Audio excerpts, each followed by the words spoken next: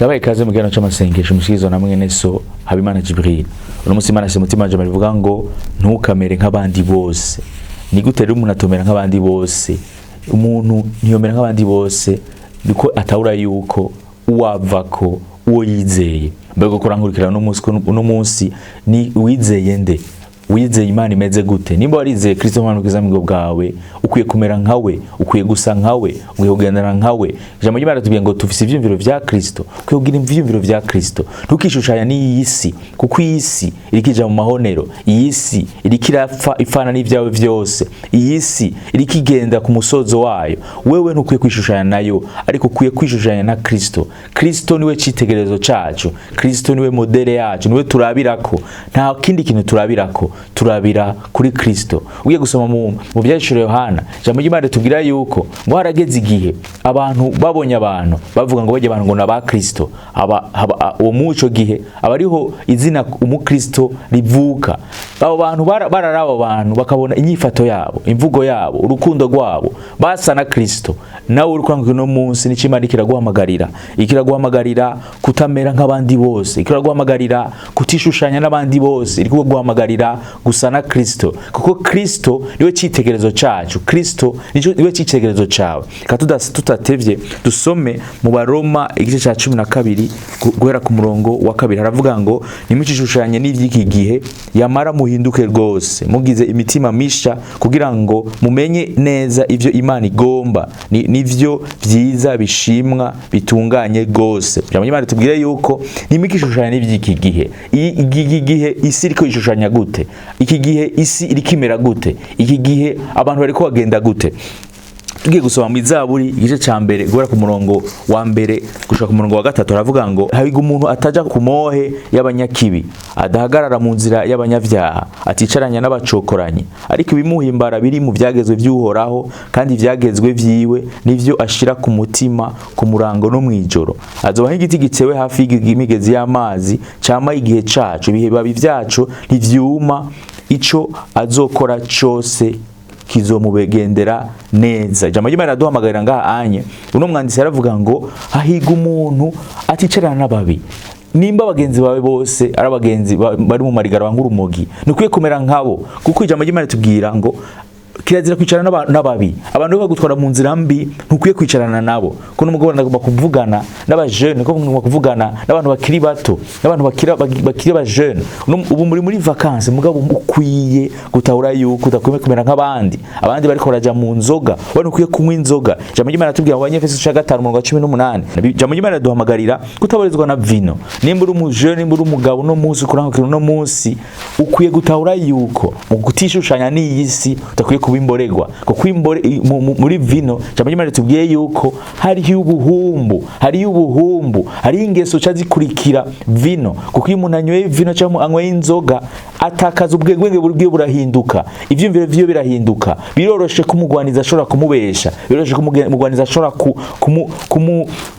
kumutwara mu nzira itariyo. Rero kurangukira no munsi ntibishanya n'iki gihe, ntubu imboregwa, ariko wuzuremwe mu Imana. Nimba urize kizamigo bwawe, ukwiye kwegera Imana, ukiga kuzuramwe mu Imana, ariko ukaja kure ibintu byose biboreza, kuko ibiboreza ijambo ry'Imana tubwiye yuko ibiboreza birimwo ubuhumbu. Igituma abantu benshi no musi benshi bisanga bari mu busambanyi, kenshi biranava no kuba banywa inzoga isunikira abantu kudashobora kwikontrola, gusashobora kwikontrola, ugasanga bari kwasunikwa n'izo nzoga. Umugwanizi naho umugururiye umuryango araronka aho yinjirira. Uri kurangukira no munsi, Imana ikugomba ko no munsi nikene kwishushanya n'abandi bose. Nimba bagenzi bawe bose banywa inzoga, nukwiye kunywa inzoga. Nimba abantu bagenzi bawe bose ari abasambanyi, nukwiye kuba umusambanyi. Kadusome muri Korinto ba 6:15 aravuga ngo ntimuzi yuko imibiri yanyu ari ingingo za Kristo, none ntore ingingo za Kristo ndazihindure ingingo z'umusambanyikazi, biragahera. Ijambo ry'Imana duhamagarira kurinda imibiri yacu. Uri kurangukira no munsi, nimba bagenzi bawe bose ari abasambanyi, ukwiye kuba umusambanyi, kuko wewe Imana yakuremye ngo umusambanyi, Imana yakuremye guse nayo. Biri Petero wa mbere igice ca 15 haravuga ngo nkuko yabamagaye ari yera, mukwiye kwera nkuko nayo yera. Imana irera, muri uko kwera kwayo ihamagarira abo yaremye kuba abera, nkuko nayo yari yera. Muri Yohane wa mbere igice cya 3:3 bavuga ngo kandi umuntu wese amuziga kw'ivyo ariyeza nkuko ari wera. Ukwiye kwiyeza uri kurangurikira, ukwiye kuba umuntu yirukira ivyaha, kuko isi n'ibirimo byose bigiye kurimbuka, isi n'ibirimo byose bigiye kuvaho. Mugabe ikintu cyose cyonyine kizosigara n'umuntu azoba yariteze kuzobona Kristo, n'umuntu atazoba yameze nk'abandi bose, n'umuntu atazoba yishushanyije n'ivy'iki gihe. Uri kurangurikira no munsi icyo Imana ikeneye kutishushanya n'ivy'iki gihe, ikeneye yuko wiga gusenga, wiga kubana naye. Mu Bitesalonika wa mbere 5:17 baravuga ngo musenge ubudasiba. Ubudasiba nivyo Imana iduhamagarira. Muri uko gusenga bitwegereza Imana, muri uko kwiyegereza Imana bigatuma tuja kure inyoshambi zose, bigatuma tutamera nk'abandi bose, bigatuma tutishushanya n'isi, bigatuma dusa na Kristo, bigatuma tugira ivyiyumviro vya Kristo, bigatuma tugenda kuko Kristo yagomba ko tugenda. Uri kurangurikira no munsi icyo Imana iguhamagarira no munsi, iraguhamagarira kudasa n'abisi, iguhamagarira gusa nayo, iguhamagarira kugira ishusho nk'irya Kristo. Ko Kristo yaje hano ku isi kugira ngo akubere akarorero, akubere inzira uzocamo.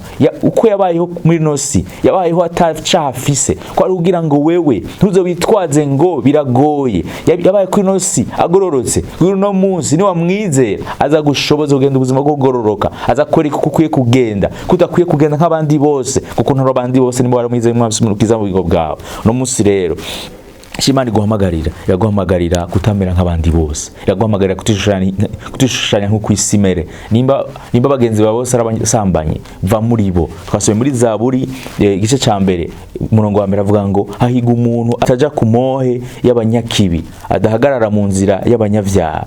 Wewe uri kurangwa no munsi uraza abanyavyaha aho bari, uraza abantu barakora ibintu bitari byo. Ijambo ry'Imana riguhamagara kuticarana nabo. Ushobora kubabwira ubutumwa, mugwe nukwiye kubana nabo, nukwiye kwifatanya nabo, nukwiye kwishushanya nabo, nukwiye kumera nkabo. Wewe uri umuco, ukwiye kuza ubabwira ubutumwa bwiza, ukwiye kuza ubazana kumenya Kristo, nukwiye kuza usa nabo. Imana ishaka kusa nabo, ariko Imana ikeneye kusa na Kristo kugira ngo abariko barakuraba bavuge ibyo muntu no wa Kristo. Twifuza kumera nka Kristo kuko asa na Kristo. Ndize ko n'amajambo yakuyana kandi gushika nyandi hano, ndize ko atahuye yuko udakwiye kumera nk'kwisi imeze, utakwiye kwishushanya nk'kwisi iri kiragenda, ariko kuba umuntu asa na Kristo, kuye kugira ishusho rya Kristo. Abakubonye babone Kristo, abakubonye babone Imana, hama bifuze kumera nkawe, bifuze kugira ishusho rya Kristo muri bo. Ndize ko n'amajambo yakuyana kandi hano kagushika nandi hano, urashobora kurikora nk'ukira muri no mwanya mugabo ukaba uri ubuzima wama wivanga, ukaba muri ubuzima usana ubitwa kukijijwe mugabo usa n'abisi. Mugabo no munsi Imana ari kurugi k'umutima wawe, ariko aradodora avuga mwananje ntaco bitwaye ivyo mazemo iminsi, ngo no munsi ndaguhamagaye usubire ungarukeko, usubire use na jewe kuko nifuza ko usa na jewe. No munsi ko uri kurankurikira, akaniko kanya ko kwihana, akaniko kanya ko kuva abantu ubwo buzima uri kuragenderamo. Wewe urakijijwe mugabo ugendera mu buzima butari bwo, urabizi ivyo ndiko ndavuga, kuko ubwo buzima urimo burakuruhishije, ubwo buzima urimo burakuruhishije. Yesu aravuga ngo nimuze mwese abarusha n'abaremerewe ndabaruhura. Arashaka kurura kuno mugoroba, ashaka kurura muri no mwanya, ashaka kugendana na wewe, ashaka gukura muri uwo mwijima, arashaka kukutwara mu muco, arashaka gushira mu kibanza cyaho ugaragaza Kristo, cyaho usa na Kristo. Ukaba ushaka gufata umwanya wo kwihana, ukaba ushaka gufata umwanya wo gusaba Imana imbabazi, ngo ndagufashe gusenga, ndagusengere. Hama nawe ubibwira Imana, ubibwire n'akanwa kawe, ubibwire n'amajambo yawe, uvuge Mana narishushanyije n'iki gihe, Mana ndiko nshaka gusa n'abandi bose kandi wampamagariye gusa na wewe. Reka rero dufate umwanya gusenga. Data biza ndasengera n'umuntu akarangurikira mwami mu izina rya Yesu Kristo. Papa urabona data mwiza ko amaze imisi yishushanya n'ivy'iki gihe mwami, abimazemo imisi ararushe mwami. Waravuze mwami ngo warusha n'abarebe bazi wawe ngo baruhure mwami. Kuno mugoroba rero data aratahuye yuko mwami vyamuruhije bino bintu, byo bintu atakibishoboye kubijamo, kuko biko bimutwara kure y'ijisho ryawe, biko bimutwara kure gusa nawe. Uno musi rero data mwami arihanye mwami, aravavana n'ubuzima ariko aragendera mu data. Rero mwami ndakwinginze mwami umugenderere mwami, umushoboze mwami ibidashobokera abana b'abantu wewe birashoboka. Ntacyo bitwaye mwami igihe abimazemwo, ntacyo bitwaye umwanya abimazemwo, ariko data mize ndamusenge mwami, umuyinkomezi mwami zo kubivamwo, umuyinkomezi mwami zo guhaguruka mwami. Na wa mwana w'icangazi data yari yaragiye aja kure yawe mugabo mwami, ijambo ry'Imana riratubwira yuko se wiwe mwami yaramugaruye mwami, se wiwe mwami yaramwakiriye mwami. Rero data mize ndagushimiye mwami kuno mwakiriye mwami, kandi murongore gwawe mwami, kumo mwami mwana mwakiriye nk'umwana mwami, utamwakiriye nk'umukozi ariko umwakiriye nk'umwana mwami, umuhariye mwami, umusubije mwami icubahiro yari afise imbere yawe mwami, kuko mwami atigeze agitakaza mwami, ari we yagiye kure yawe mwami. Urakoze atamiza kumugiriye ubuntu mwami, urakoze atamiza kumukuye ko mwami, umwambuye mwami impuzu zose mwami imbi, umukuye ko mwami icafu yose y'ivyaha mwami, ariko mwami umwegereje iwawe asa nawe data. Urakoze atamiza kumugirira ubuntu, ni mwizina Yesu tubise tuvyizera. Amen, amen, amen. Ndize ko namajambo yakuyanda kandi gushikanya ndi hano. Ushaka kuruka dukurikirana muno mwanya, mugabo ukaba ufise ikibazo c'ingwara, ukaba ufise ingwara itari kirakira, warasengewe mugabo ntivyakunze, mugabo muno mwanya ndagufashe gusenga ko ijambo ry'Imana tubwira yuko ngo niwizera uraza kubona ubwiza bw'Imana. Ijambo ry'Imana rikatubwira yuko ico babiri batatu bazosaba Imana izokibaha. Uno munsi turi jewe nawe ngaha anye turiko turasenga, kandi turize ko Imana izagukorako, turize ko Imana izakugenderera, ndize ko Imana izagukorako, kuko ni Imana ikiza, ni Imana ibohora. Nimba Yesu yarashoboye gukiza ingwara agasengera abantu bagakira, nawe birashoboka uno munsi kuno mugoroba. Si jenza kugukiza ariko ni Kristo agukiza.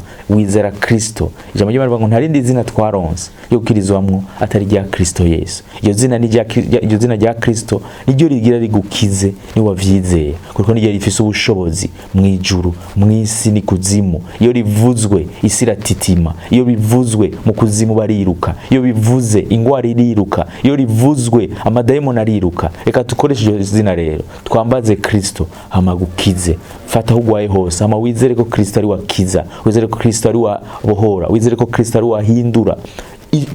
Peu importe ingwara ugwaye yose, ntacyo bitwaye ingwara ugwaye yose, Kristo arashobora kuyikiza.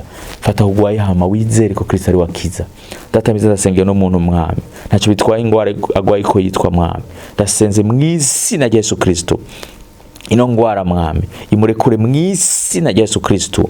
Damatiye kukubohoka buno nyene mw'isi na Yesu Kristo. Ugwaye mwami ingwara y'amaraso mwami, mu maraso mwami iwe mwami hariho umugera wa sida mwami, ndasenze mw'isi na Yesu Kristo, amaraso amere neza mw'isi na Yesu Kristo, akire mw'izina rya Yesu Kristo. Ndasenge data mwiza, ugwaye mwami bivyimba mu nda mwami, mw'isi na Yesu Kristo turasenze mw'isi na Yesu Kristo, biyonge buno nyene mw'isi na Yesu Kristo. Kujambo rya ratubwiye ko mishago twakiza ingwara mwami, turakigukira kuno mu mama mwami agwaye ibivyimba. Turasengeye no muntu mwami agwaye mwami ibivyimba mu mutwe, agwaye mwami tumeur mu mutwe mwami niwe waremye umuntu mwami. Turasenze mwami ico tumeur iri mu bwongo mwami izimangane dementena mw'isi na Yesu Kristo. Ugukira mwami gufate mwami ikibanza mu buzima bwiwe mwami, ingwara yose izimangane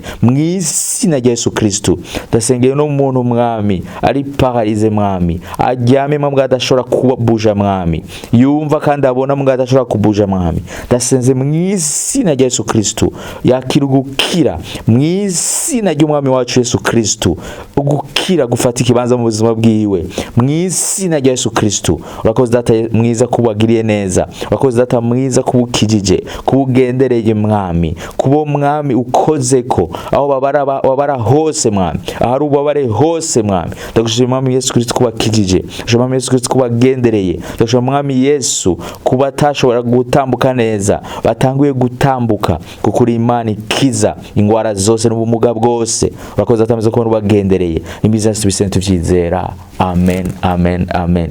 Ndize kuno mwanya w'amasengesho wabukwirana kandi gushikanya ndi hano, ndize yuko uzotwandikira udushingira inahe y'ivyo Kristo agukoreye, y'ivyo Kristo agukoreye kuno mugoroba. Ndize yuko ino teme no munsi ntukamere nk'abandi bose yakwigishije kudakwiye kumera kudakwigushana n'ivyi gihe, kudakwiye kumera nk'ino siku nimeze.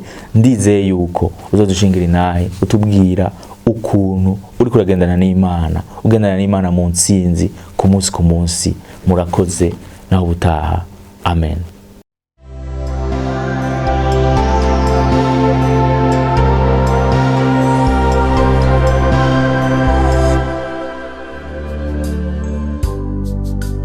Merci pour la croix.